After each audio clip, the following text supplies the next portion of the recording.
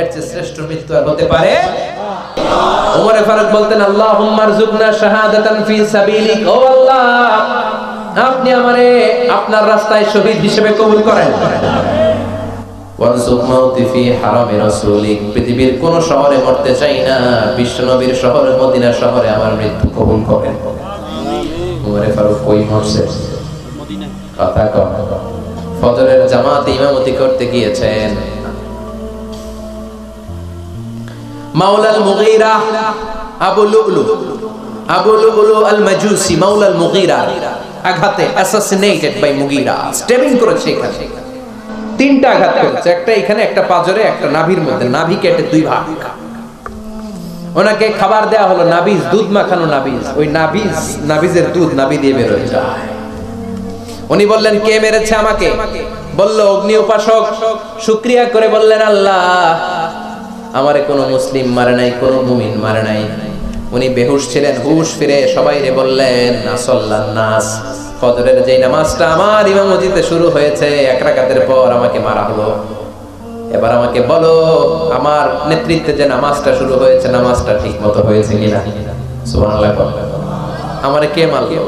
কে তোমাদের খলিফা হবে? কি হবে আমার আব্দুর রহমানের আব্দুল্লাহ? এগুলো নাই। প্রথম কথা ছিল মানুষরা নামাজটা পড়েছে কিনা। সুবহানাল্লাহ। এজন্য শাহাদাতের তামান্না সবচেয়ে বড় তামান্না, চিল্লায় বলেন ঠিক কিনা?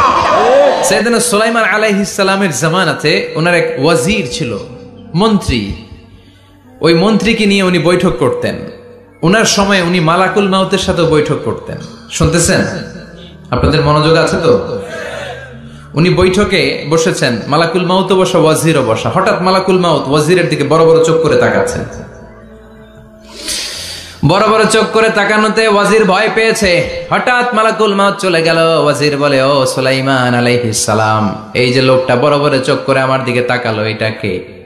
সাইয়েদনা সুলাইমান বলে, হাদা মালাকুল মাউত। যে বর্ণনাটা বলছি এটা হাদিস না, এটা হচ্ছে ইসরাইলিয়া, জিউস ট্র্যাডিশন।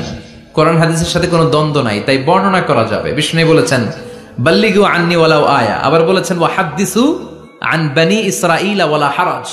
বনি ইসরাইলের ট্র্যাডিশন বর্ণনা করো, জিউস ট্র্যাডিশন বর্ণনা করো, এতে কোনো সমস্যা নাই। ওয়াজির বলে, ও সাইয়েদনা সুলাইমান, বড় বড় চোখ করে যে তাকালো লোকটাকে? সাইয়েদনা সুলাইমান বলে, হাদা মালাকুল মাউত, এটা মৃত্যুর ফেরেশতা। ওয়াজিরের কলিজায় পানি নাই। এটা কি ফেরেশতা? শুনে তো পিলে চমকে গিয়েছে। কয় কি? মালাকুল মাউত তো আমার চিনে ফেলাইছে, বাড়ি চিনে ফেলছে, আমার খবর আছে।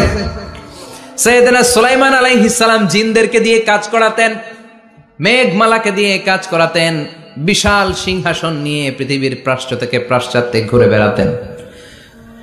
সাইয়েদনা সুলাইমানকে ওয়াজির বলে, ও সুলাইমান, মেঘমালাকে আদেশ করে দেন, আমি আর এই ফিলিস্তিনের ভূখণ্ডে থাকতে চাই না। আকাশের মেঘমালার উপরে আমারে বসিয়ে দেন, আর বলে দেন আমারে নিয়ে যেন আকাশের মেঘমালা হিন্দুস্তানের ওই দূর পর্বতে রেখে আসে। আকসা আল হিন্দ, হিন্দের সবচেয়ে দূরবর্তী জায়গায় যেন আমারে রেখে আসে। সাইয়েদনা সুলাইমান বললেন, আকাশের মেঘ যাও, আমার ওয়াজিরকে নিয়ে হিন্দুস্তানের একটা উপদ্বীপে রেখে আসো। রেখে আসা হলো। কিছুক্ষণ পর মালাকুল মাউত সাইয়েদনা সুলাইমানের কাছে হাজির। সাইয়েদনা সুলাইমান বললেন, ও মালাকুল মাউত, কই ছিলা?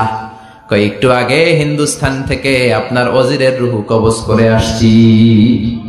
সুবহানাল্লাহ পড়েন। এটা আবার কেমন কথা, তুমি ওইখানে গেলা কেন? কয়, রব্বুল আলামিন কিছুক্ষণ আগে আমার কাছে পয়গাম পাঠিয়েছে, যাও সাইয়েদনা সুলাইমানের ওয়াজিরের রূহটা কবজ করো। কবজ করার জায়গা হলো হিন্দুস্তানের উপদ্বীপ। কোন জায়গায়? মালাকুল মাউত এসে দেখে সুলাইমান নবীর সাথে মিটিং করে। ওয়াজির কার সাথে মিটিং করে? সুলাইমান নবীর সাথে। কিন্তু ফরমানে লেখা রূহ কবজ করতে হবে কোথায়? হিন্দুস্তানে। সুবহানাল্লাহ কইবেন না? এজন্য বড় বড় চোখ করে আমি তাকিয়েছি, আর মনে মনে ভাবলাম টাইম তো নাই, কারণ মৃত্যু তো অন টাইমে হতে হয়, এখনই ওর রূহ কবজ করতে হবে। কেমন করে ওইখানে যাবে আমি জানি না, আমি আগে চলে যাই। মালাকুল মাউত চলে গেল, যে দেখে ওই জায়গায় ওয়াজিরও হাজির। সাথে সাথে রূহ কবজ করে আল্লাহর কাছে চলে গিয়েছে। পড়েন সুবহানাল্লাহ।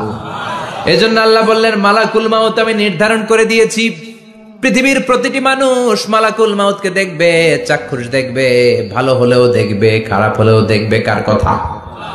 ভালো মানুষ যদি হয়, আল্লাহওয়ালা যদি হয়, ইসলাম প্রিয় যদি হয়, ডানপন্থী যদি হয়, মৃত্যুর সময় মালাকুল মাউত আলা সূরাতি শাবিন আলা আহসানি সূরা, একজন যুবকের আকৃতিতে চমৎকার ধবধবে সাদা একটা জুব্বা পরে জান্নাত থেকে জান্নাতি কাফন নিয়ে হানুত মিন হানুতিল জান্নাত, জান্নাতের সুগন্ধি নিয়ে মুমূর্ষু রোগীর মাথার সামনে এসে বসে যায় আর দেহটার ইঙ্গিত করে বলে, ইয়া আইয়াতুহান নাফসুত তাইয়্যিবা, ও পবিত্র আত্মা।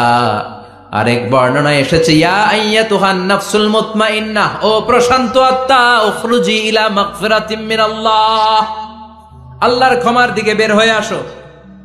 উখরুজি ইলা মাগফিরাতিম মিনাল্লাহি ওয়া রিদওয়ান, আল্লাহর ক্ষমার সন্তুষ্টির দিকে রূহটা বের হয়ে আসো। স্মুথলি বলার সাথে সাথে মুমিনের দেহ থেকে রূহটা বের হয়ে আজরাইলের হাতে চলে যায়। স্মুথলি বলার সাথে সাথে স্বাচ্ছন্দ্যে আনন্দে মুমিনের দেহ থেকে রূহটা সা করে বের হয়ে মালাকুল মাউতের হাতে এসে পড়ে। পড়েন সুবহানাল্লাহ। আল্লাহ এমন মৃত্যু তুমি আমাদের নসিবে রেখে দিও, চিৎকার করে পড়েন আমিন।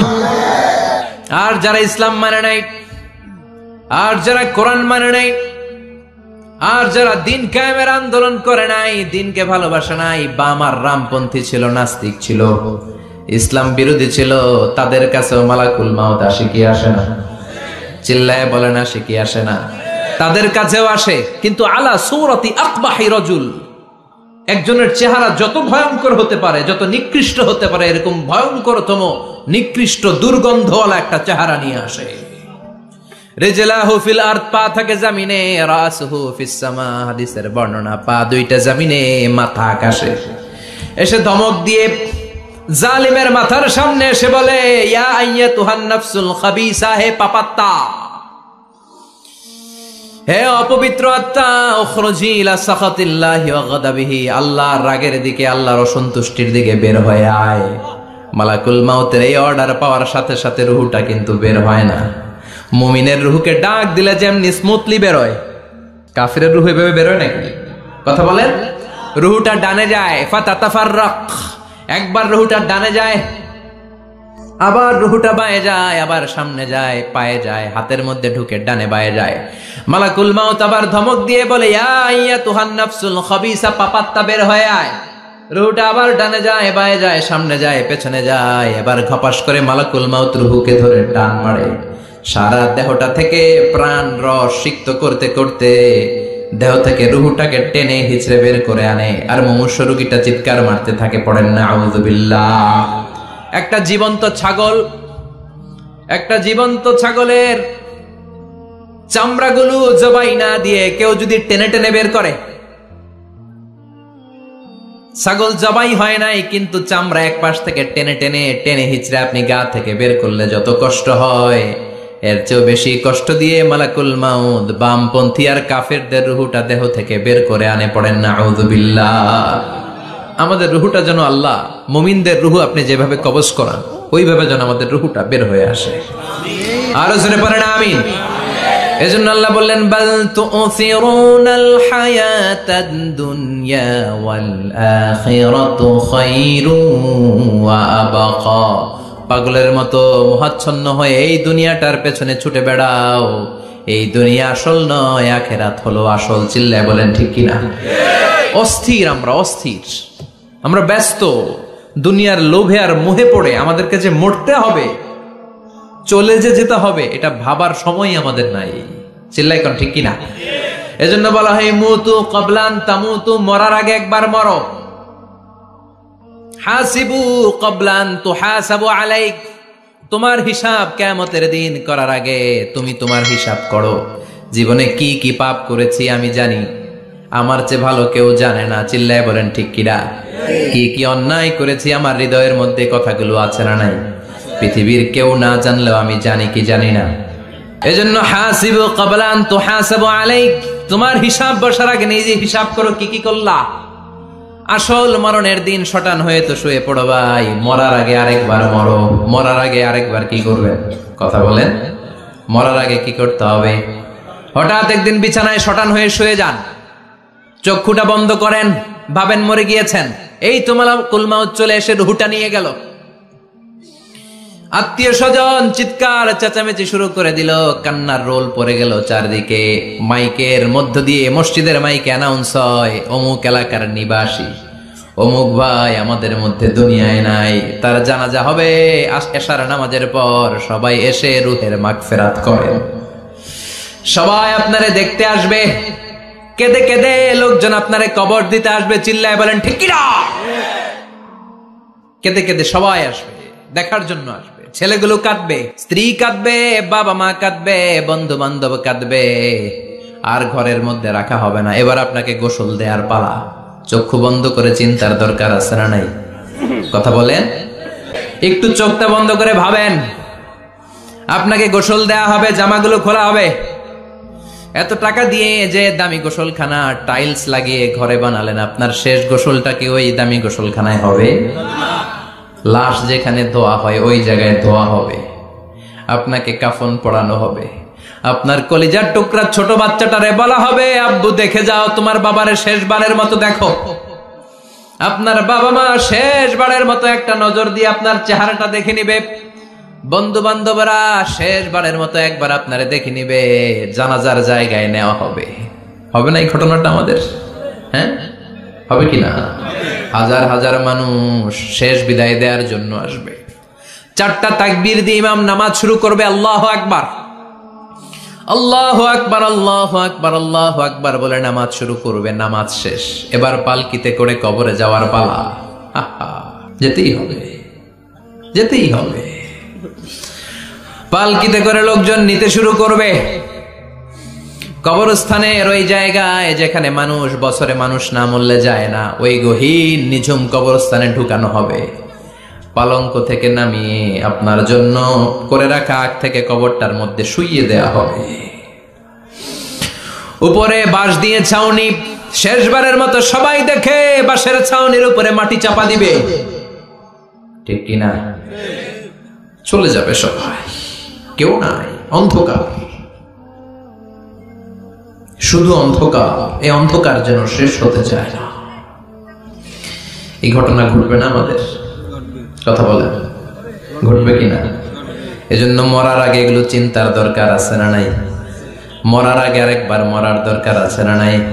এজন্য রব্বুল আলামিন বলেন, বাল তুসিরুনাল হায়াতাদ দুনিয়া ওয়াল আখিরাতু খায়রুন ওয়া আবকা। এই দুনিয়ার জীবনটাকে তোমরা আসল জীবন মনে করো, এটা আসল জীবন নয়। আসল জীবন হলো কবরের জীবন। চিল্লায় বলেন ঠিক কি না? আর এজন্য লাইফটা হলো one time, one chance. Second কোনো চান্স আপনাকে দেয়া হবে নাকি? কাফেররা বলবে, ইয়া রাব্বি আরেকটা সুযোগ দেন। লাউ আন্না লানা কাররা ইয়ানি মাররা, আল্লাহর একটা সুযোগ যদি পেতাম দুনিয়াতে ভালো করে আসতাম। আল্লাহ বলবেন, ইন্নাহা কালিমাতুন কাইলুহা, এটা শুধু তাদের মুখের কথা, তাদেরকে আবার সুযোগ দিলেও তারা কিচ্ছু করবে না। চিল্লায় এখন ঠিক কিনা? এজন্য একটা চান্স আমরা পেয়েছি, এই দুনিয়ার ওয়ান চান্সে আমরা ভয় পাবো একজনকে। চিল্লায় বলেন তিনি কে? আল্লাহ। এজন্য যেতে আমাদেরকে হবে। এই মরণ থেকে পালানোর কোনো সুযোগ কেউ পালাতে পারে নাই। এই মরণ হলো আখিরাতের প্রবেশদ্বার। মরণ নামক পালকিতে চড়ে আমরা কবরের ভেতরে ঢুকি। মরণ হলো প্রথম পর্ব, কবর হলো দ্বিতীয় পর্ব। যেরকম ঠিক কিনা? এজন্য বিশ্বনবী বললেন, আল কবর রাউদাতুম মিন রিয়াদিল জান্নাহ আও হুফরাতুম মিন হুফারিন নার। কবর হলো কারো জন্য জান্নাতের বাগান, কারো জন্য জাহান্নামের গর্ত। আমরা বলি, আল্লাহ আমাদের কবরটারে জান্নাতের বাগান বানাও। আর জোরে পড়েন আমিন। আবার বিশ্বনবী বললেন, ইন্নাল কবরা আউয়াল মানজিল মিন মানাজিলিল আখিরাহ। কবর হলো আখিরাতের মানজিলগুলোর প্রথম মানজিল। আখিরাতে একটার পরে একটা অনেকগুলো স্টেশন আপনাকে পার হতে হবে। প্রথম স্টেশনটার নাম হলো কবর। প্রথম স্টেশনের নাম কি? এই কবর নামক স্টেশনে যদি আপনি মাফ পেয়ে যান, সামনের সব স্টেশনগুলোতে মাফের ব্যবস্থা করবে কে? আল্লাহ। আর কবর নামক স্টেশনে যদি ধরা খেয়ে যান, আপনার মায়ের আছে না নাই? লাশটাকে যখন রাখা হয়, লাশটা চিনে কে আমারে রাখলো, কে আমাকে ধৌত করলো, কে আমারে কাফন পড়ালো। এজন্য বিষ্ণুই বলেছেন, মুমূর্ষের সামনে বসে বসে পড়ো, লা ইলাহা ইল্লাল্লাহু মুহাম্মাদুর রাসূলুল্লাহ। লাকিনু মাউতাকুম লা ইলাহা ইল্লাল্লাহ, মুমূর্ষের সামনে দাঁড়িয়ে দাঁড়িয়ে পড়ো লা ইলাহা ইল্লাল্লাহ। এই লা ইলাহা হচ্ছে জীবিতদের জন্য কালিমা, আর আমরা মরার পরে এই জিকির করি, ঠিক কি না? আমাদের দেশের অনেক জায়গায় লাশ নিয়ে কবরে যাওয়ার সময় লা ইলাহা পড়ে না। না, এটা আগের জিকির, মরার আগের জিকির। মরার আগে আপনাকে অ্যানাউন্সমেন্ট দিতে হবে আল্লাহ ছাড়া কোনো ইলাহ নাই, বিশ্বনবী হচ্ছেন শেষ নবী এবং রাসূল। চিল্লায় বলেন ঠিক কি না? লাশটাকে যখন রেখে দেয়া হয়, বিশ্বনবী যত মানুষকে কবরে রেখেছেন তারপরে দাঁড়িয়েছেন আর বলেছেন ইস্তাগফিরু লিআখিকুম, তোমার ভাইদের জন্য তোমরা দোয়া করো। ফাইন্নাহুল আনা ইউসআল, এখনই তাকে কবরে সওয়াল করা হবে। কবরে প্রশ্ন আছে না নাই? কথা বলেন। বিশ্বনবী খাদিজাতুল কুবরা, ওনার প্রথম স্ত্রী খাদিজাতুল কুবরা তাহেরাকে কবরের মধ্যে রেখে দিয়ে কাঁদতে শুরু করলেন, চোখের পানি ছেড়ে অনেক দোয়া করলেন। দোয়া শেষে সব সাহাবারা ঘরে ফিরে যায়, বিশ্বনবী যায় না। সাইয়েদনা আবু বকর বললেন, ও নবী চলেন ঘরে যাই। অনেক তো দোয়া করলেন, বিশ্বনবী বললেন, আবু বকর তুমি যাও, আমি যাব না। এইটা সাধারণ মহিলা না, এটা বিপদের দিনের সঙ্গিনী খাদিজা। মক্কায় যখন আমার কেউ ছিল না, খাদিজা আমারে ভুলে নাই। 3 বছর কাফিররা আমাকে জেলখানায় বন্দি রেখেছে, নাম শিয়াবে আবি তালেবের জেলখানা।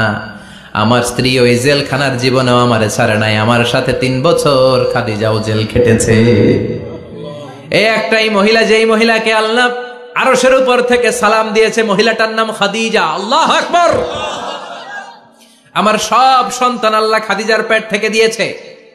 ফাতেমাতুজ জোহরা খাদিজার মেয়ে, জাইনাব খাদিজার মেয়ে, উম্মে কুলসুম খাদিজার মেয়ে, রুকাইয়া খাদিজার মেয়ে, আবুল কাসেম বিশ্বনবীর ছেলে খাদিজার ছেলে, আব্দুল্লাহ যাকে তাইয়্যিব এবং তাহের নামে আমরা চিনি, সেও খাদিজার ছেলে। সুবহানাল্লাহ।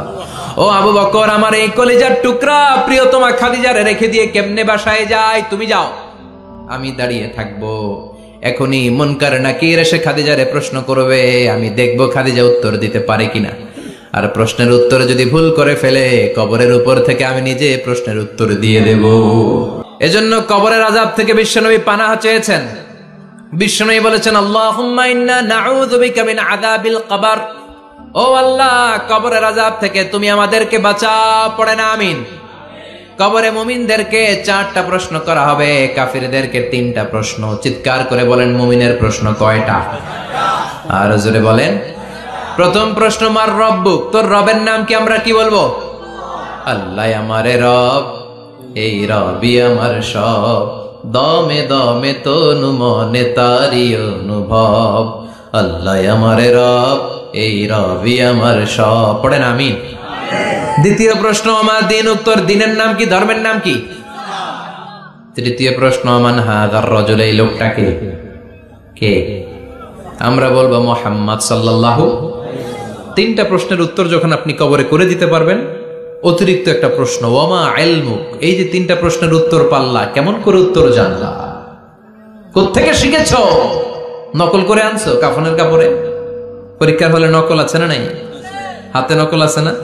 পায়ে নকল, মুজার ভিতরে নকল আছে না নাই? মোবাইলে নকল আছে না নাই? নকল থেকে আল্লাহ তুমি বাঁচাও। আরো আসতে কোন আমিন। কিভাবে জানলা? কেমন করে 3টা প্রশ্নের উত্তর শিখলা? What is the source of your knowledge? তথ্যসূত্র কি? আপনাকে বলতে হবে, আমি যেই কিতাবটা থেকে শিখেছি কিতাবটার নাম কি? চিল্লায় বলেন, কি নাম? এই কিতাবটা হলো কোরআন। আপনাকে বলতে হবে, কোরআন থেকে আমি শিখেছি, বিশ্বনবীর হাদিস থেকে আমি শিখেছি। 4টা প্রশ্নের উত্তর যখন পারবেন, ফেরেশতারা বলবে আহলান সাহলান, খুশ আমদেদ, কংগ্রাচুলেশন, বাহ বাহ, তুমি তো চমৎকার পেরেছো। ফায়ুফসাহু লাহু কবরুহু 70 যিরাআন, মুমিন বান্দার কবরটা 70 হাত লম্বা করে দেয়া হবে। ইফতাহু লাহু বাবুন ইলাল জান্নাহ, জান্নাতের দিকে তার কবর থেকে একটা দরজা বানিয়ে দেয়া হবে। জান্নাতের সুঘ্রাণ ঠান্ডা বাতাস এসে তার কবরের ভিতরে ঢুকতে শুরু করবে। ইউলবাসু লিবাস মিন আহলিল জান্নাহ, জান্নাতীদের পোশাক তার গায়ের মধ্যে পরিয়ে দেয়া হবে। আল্লাহু আকবার। এবার আলামাত সুইল খাতিমা, কিছু মৃত্যুর আলামত আছে, এটাই প্রমাণ করে এটা ভালো মৃত্যু নয়, এরকম আলামত আছে না নাই? 1 নম্বরে হলো আল ইন্তিহার, আত্মহত্যার মৃত্যু। সমাজে আছে না নাই? উখিয়াতে তো নাই না? এদিকেও মরে, কি জন্য? কেন মরে? হ্যাঁ, বয়ফ্রেন্ড গালি দিয়েছে এজন্য। হ্যাঁ, মান কাতালা নাফসাহু বিশাইইন উযযিবা বিহি ইয়াওমাল কিয়ামাহ, যে জিনিস দিয়ে যে যাকে মেরেছে, আত্মহত্যা করেছে, সুইসাইড করেছে, কিয়ামতের দিন ওই জিনিস দিয়ে সে তাকে মারবে, এটাই হবে তার শাস্তি। ওড়না পেঁচিয়ে যারা আত্মহত্যা করলো ওর শাস্তি ওড়না পেঁচানো। বিষ খেয়ে যারা মারা গেল তার শাস্তি জাহান্নামের বিষ খাবে আর চিৎকার করবে। ছুরি ঢুকিয়ে যারা মারা গেল জাহান্নামের আগুনে ঝলসানো ছুরি শুধু ঢুকাবে। আল্লাহ আত্মহত্যা থেকে বাংলাদেশে বাঁচাও, আমাদের ছেলে মেয়েগুলোরে বাঁচাও, চিৎকার দিয়ে বলেন আমিন। আত-তাআক্কুদ ফিল লিসান ফি লা ইলাহা ইল্লাল্লাহ, আজীবন কালেমা পড়ে নাই, আজীবন কালেমারে বাস দিয়েছে, এখন মরার সময় সবাই কয় কলমা পড়েন, কলমা পড়েন, এখন পড়তে চায় মাগার মুখ দিয়ে বাইর হয় না। আছে না নাই? এরকম টাকায় দুনিয়াতে নাই, কলমা পড়তে পারে না, আটকায় যায়, মরে গেছে। এই মৃত্যুটা কি ভালো কথা বলে? ফি হালাতি শুরব, অনেকে মদ খাইতে খাইতে মরে, আছে না নাই? জুলুম করতে করতে মরে, আছে না নাই? অন্যের জায়গা দখল করে মরে, এরকম আছে না নাই? ফি হালাতি ইরতিকাবিল কাবায়ের, যে কোনো কবিরা গুনাহ করা অবস্থায় যদি মারা যায় এটা খারাপ মৃত্যু, অপমৃত্যু, এটা জান্নাতি মৃত্যু নয়। চিৎকার করে বলেন ঠিক কি না?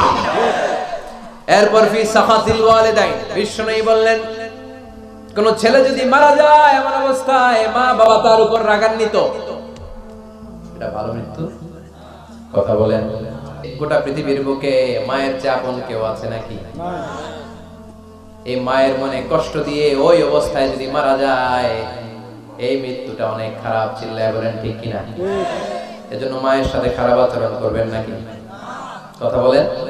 যার মা নাই সে জানে মা না থাকার কি জ্বালা, ঠিক কিনা?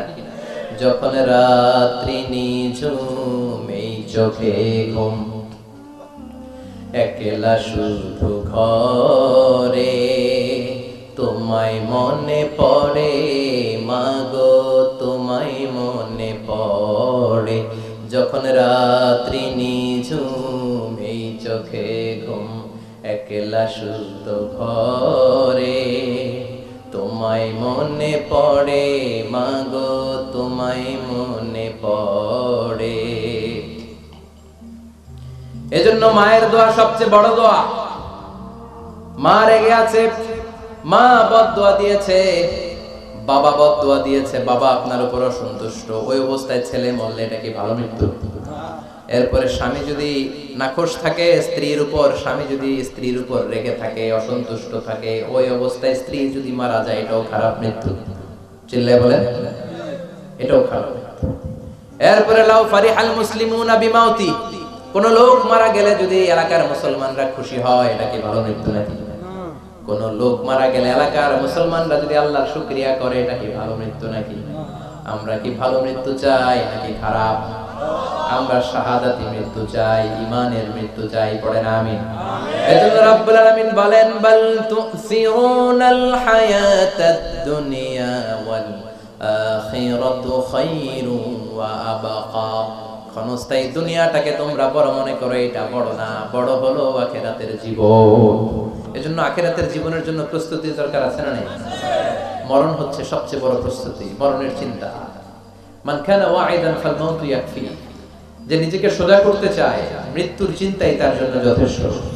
বিশ্বনবী বললেন আমারু উম্মতি মা বাইনা 60 ইলা 70, আমার উম্মতের গড় বয়স হলো 60 থেকে 70। এই উম্মতের গড় বয়স কত? 60 থেকে 70। ওয়া আকাল্লুহুম মাইয়াজুজু জালিক, অল্প কিছু মানুষ আছে যারা 70-এর বেশি হায়াত পায়। এখানে 70-এর বেশি আছেন কারা? হাত তোলেন দেখি তো।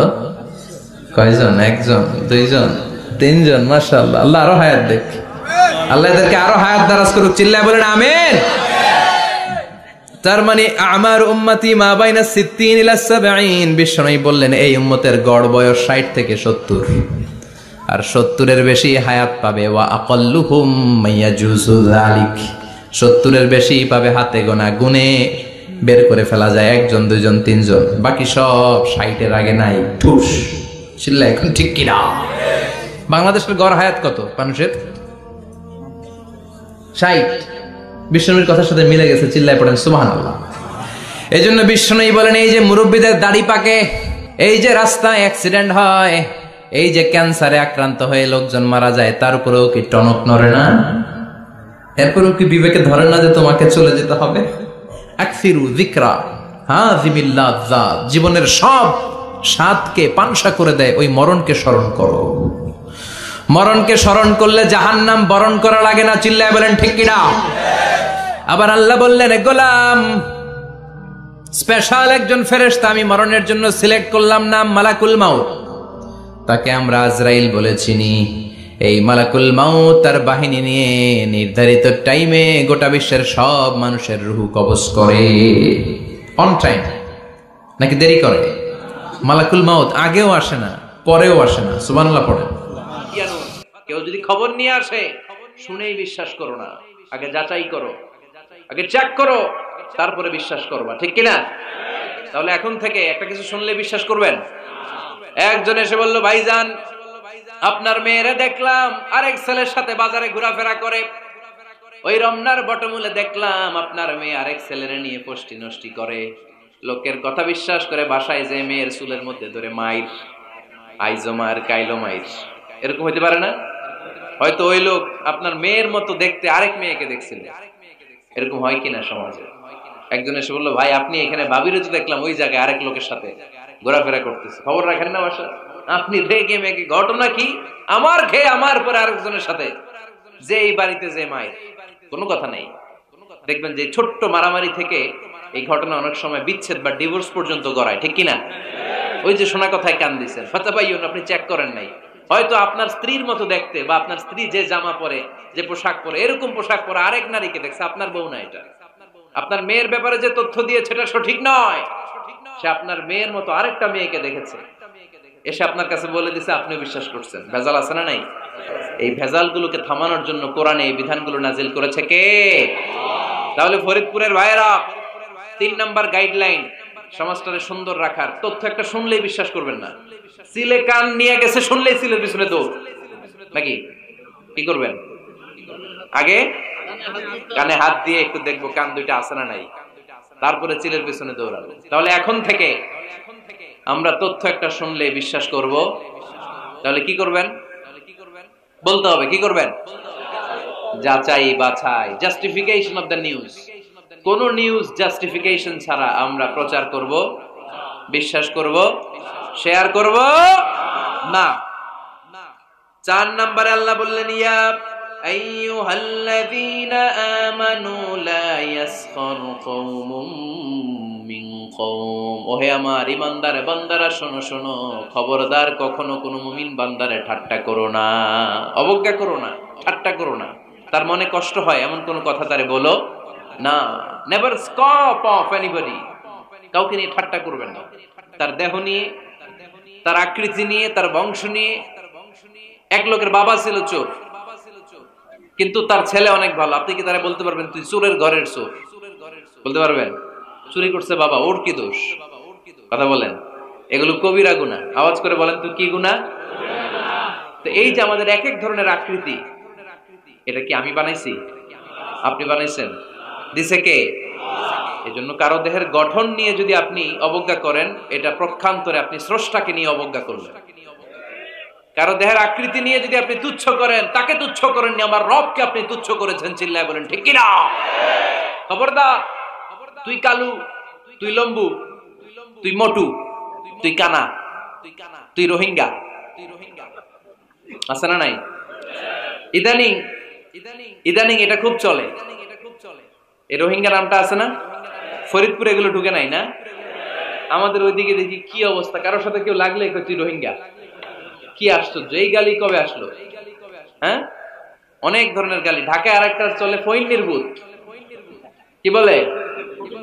এই এগুলো আগে শুনি নাই আমরা, রিসেন্ট এগুলো বলা শুরু করছে। ফইন নির্বুত, রোহিঙ্গা না। এগুলো বলে আপনি কাউকে অবজ্ঞা করতে পারবেন? পারবেন না। খবরদার, এটা কবিরা গুনাহ, এটা ছোট গুনাহ মনে করবেন না। কারণ আকৃতি নিয়ে তুচ্ছ করা যায় না, কারণ আকৃতি দান করেছে কে? ওয়াল্লাযী ইউসাউইরুকুম ফিল আরহামি কাইফা ইয়াশা। লা ইলাহা ইল্লা হুয়াল আজিজুল হাকীম। তিনি এমন সত্তা যিনি তোমাদের চেহারার অবয়ব দিয়েছেন, তোমাদের আকৃতি দান করেছেন তখন যখন তোমরা মায়ের পেটের ভেতরে ছোট্ট জোকের মতো ছিলা। মায়ের পেটের ভেতরে আমরা যখন সবাই এত ছোট্ট, তখনই আমাদের চেহারার আকৃতি দিয়েছে কে? কে সুন্দর হব, কে ছেলে হব, কে মেয়ে হব, কে মোটা হব, কে চিকন হব? আমার ইচ্ছা হয়েছে? আওয়াজ করে বলতে হবে, কার ইচ্ছায়?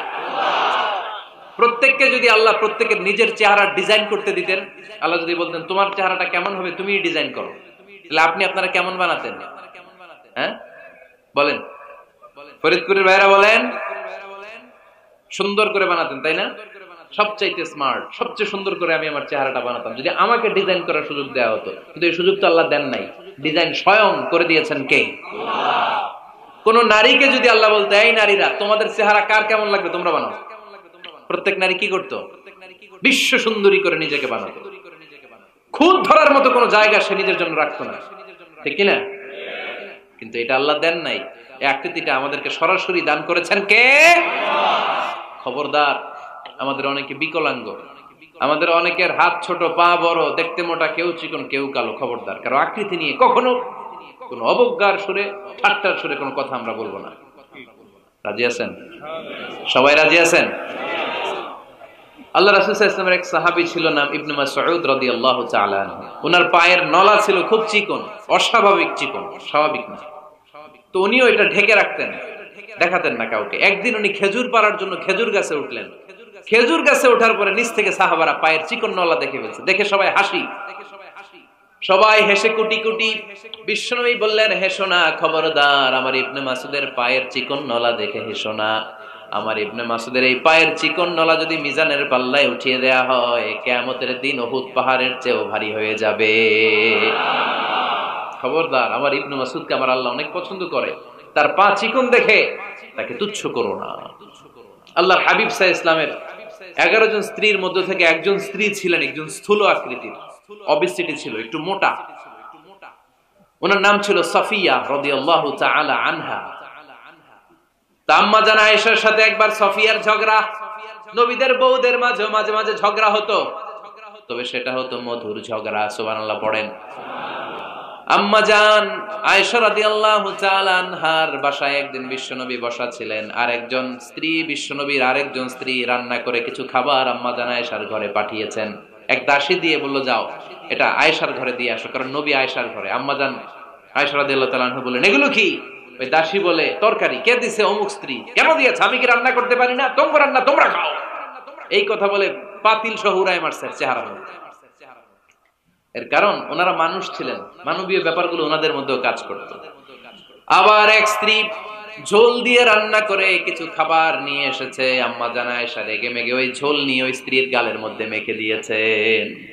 বিশ্বনবীর আরেক বউয়ের গালের মধ্যে ওই ঝোল লাগাই দিয়েছে। এবার ওই স্ত্রী বিশ্বনবীর কাছে যে বলে, ইয়া রাসূলুল্লাহ, দেখেন আয়েশারে আপনি বেশি আদর করেন তো, দেখেন কি করে আমাদের সাথে। এই যে আমাদের গালের মধ্যে ঝোল মাখাই একবার মেকআপ বানাই দিচ্ছে। বিষ্ণু ইসা ইসলাম বললেন, তাই আয়েশাকে ডাকো। আম্মা জান আয়েশা রাদিয়াল্লাহু তাআলা আনহা আসলেন। আল্লাহ রাসূল সাল্লাল্লাহু আলাইহি ওয়াসাল্লাম বললেন, তুমি কি আমার এই স্ত্রীর সাথে এমন আচরণ করেছো? আম্মা জান আয়েশা বললেন, করেছি। কেন? আম্মা জান আয়েশা বললেন, তখন মেজাজটা গরম ছিল, এখন বুঝতে পারতেছি আসলে এই কাজটা করা ঠিক হয় নাই। এবার বিশ্বনবী বিচার করবেন। বিশ্বনবী বললেন, আল কিসাস, যেমন করা হয়েছে বিচার হবে তেমন। তোমার গালে যেমনি ঝোল লাগাইতেছে, তুমি একটু ঝোল নিয়ে আয়েশার গালে লাগাই দাও। সুবহানাল্লাহ পড়বেন না? ওই স্ত্রীও কিছু ঝোল নিয়ে আম্মা জান আয়েশার গালে লাগাই দিল। এখন দুইজনে হাসতেছে, বিশ্বনবীও হাসলেন, আরশের উপর থেকে খুশি হয়ে গেলেন কে? তো স্ত্রীদের মধ্যে মাঝে মাঝে এটা ঘটতো। সাফিয়া রাদিয়াল্লাহু তাআলা আনহা ছিলেন একটু মোটা। আম্মা জান আয়েশা বললেন, ইয়া রাসূলুল্লাহ, দেখেন আপনার মোটি বউ, আপনার মুটকি বউ। এই মোটি বউ বলে একদিন একটা গালির মতো দিয়ে ফেলছে। আল্লাহ রাসূল সাল্লাল্লাহু আলাইহি ওয়াসাল্লাম রেগে গেলেন, বললেন, আয়েশা এটা কেমন কথা তুমি বললা মোটি? আমার সাফিয়ারে তুমি মোটি বলে গালি দিলা রে আয়েশা। ইয়া আয়েশা, লাকাদ কুলতি লা কালিমা লাউ মুজিজাত বিমাইল বাহরি লামাজাজাতহু। এমন একটা মন্তব্য তুমি সাফিয়ার ব্যাপারে করে ফেলেছো রে আয়েশা, এই কথাটা যদি সাগরের নীল পানির মধ্যে ছেড়ে দেয়া হয়, এই কথার পঙ্কিলতার কারণে, এই কথার কর্দমাক্ততার কারণে এই কথার পঙ্কিলতার কারণে সাগরের সব পানিগুলো মুহূর্তের মধ্যে কালো হয়ে যাবে। এই কথাটা সাগরে ফেলে দিলে সাগরের নীল পানি পুরোটা কালো হয়ে যাবে। আয়েশা, খবরদার, কাউকে তুচ্ছ করে অবজ্ঞা করে কখনো কিছু বলা যাবে না। এই জিহ্বাটা এটা ভয়ঙ্কর একটা অঙ্গ। বেশিরভাগ পাপ এই জিহ্বা দিয়ে হয়। কি দিয়ে হয়? এজন্য সাহাবারা জিহ্বা ধরে মাঝে মাঝে জিহ্বার মধ্যে ব্যাট মারতেন আর বলতেন, জিহ্বা তোর জন্য আমি আটকে যাব কিয়ামতের দিন। আমলিক আলাইকা লিসানাক, নিজের জিহ্বার মালিক নিজে হন। আপনার জিহ্বার মালিক যেন শয়তান না হয়ে যায়।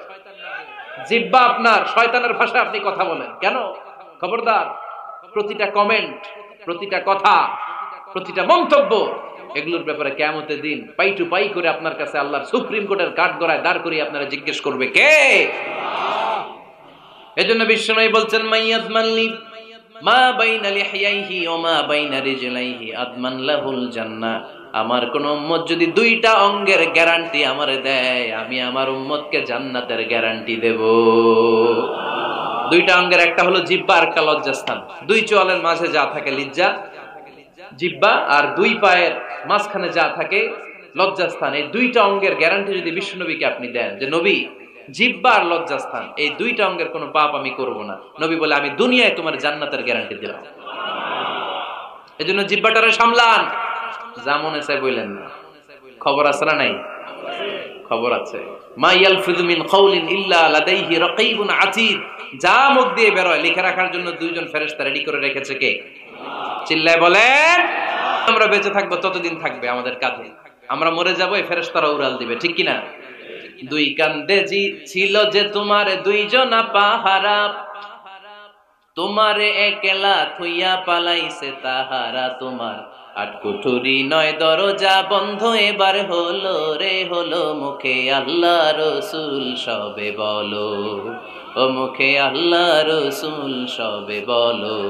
দুয়ারে আইসাছে পালকি নাই হরি গাও তোলো রে তোলো, মুখে আল্লাহ রসুল সবে বলো, ঠিক না? এজন্য সাবধান। আমলিক আলাইকা লিসানাক, নিজের জিহ্বার মালিক নিজে হন। মন যা চায় মুমিন তখন ইচ্ছা মতো মন মতো কোনো মন্তব্য ছুটতে পারে না।